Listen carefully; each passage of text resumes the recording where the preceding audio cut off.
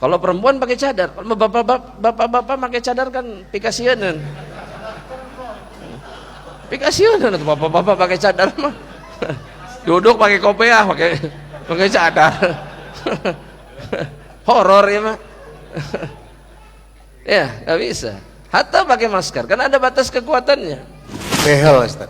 Hah? Behel. Behel. Nah, kenapa dengan behel? Apakah itu termasuk dari salah satu mutafallijah? Nah, kalau tidak ada kebutuhan, nah. Tujuannya tadi untuk meluruskan gigi. Nah, kalau tidak ada kebutuhan, karena sebagian orang membutuhkan behel. Ketika mohon maaf, misalkan giginya terlalu maju, ya, sebagian orang itu sehingga dia sulit untuk berbicara, dia sulit untuk menutup mulutnya, dan itu bermasalah, mengganggu kesehatannya. Maka boleh yang seperti itu. Tapi kadang-kadang orang ini nggak ada masalah dengan giginya, cuman pengen ngeratain yang sebelah sini sama sebelah sini. Yang seperti ini nggak boleh. Hah? Kalau perempuan pakai cadar, kalau bapak-bapak pakai cadar kan pikasianan. Pikasianan atau bapak-bapak pakai cadar mah. Duduk pakai kopiah, pakai cadar. Horor ya mah. Ya, nggak bisa.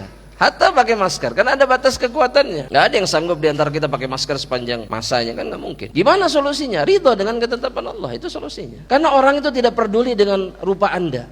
Wallahi, kita ini sebetulnya nggak peduli dengan rupa orang lain. Dan begitu juga dengan Allah, tidak peduli dengan rupa hambanya. Antum, kalau ketemu satu orang yang mungkin fisiknya antum nggak suka, tapi kalau duitnya banyak, antum suka nggak?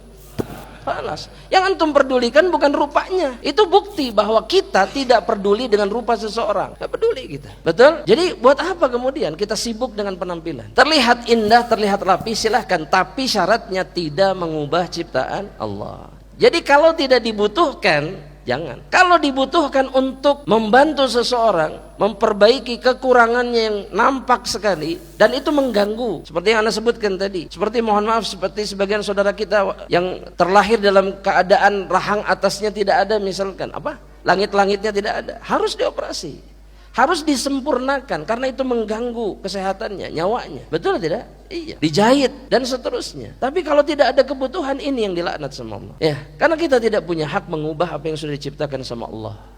Itu masalah, ya. Maka ridholah dengan ketetapan Allah. Rambut keriting, sudah keriting. Ya, hidung kurang mancung, sudah. Atau ada orang yang kemancungan hidungnya dipendekin, ada. Betul, ada.